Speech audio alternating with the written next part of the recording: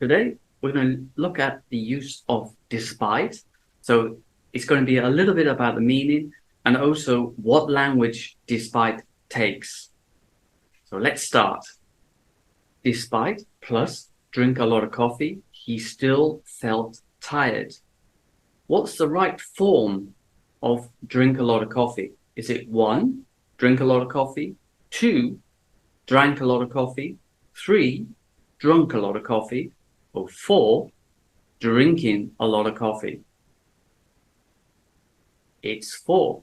Despite drinking a lot of coffee, he still felt tired.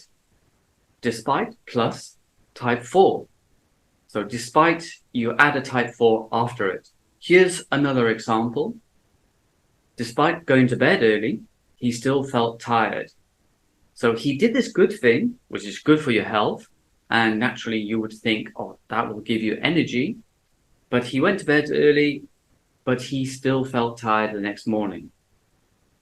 So despite gives us this contrast. So despite, it can take the type 4 action, or it can take a noun. So here's an example of a noun. Despite the rest, he still felt tired.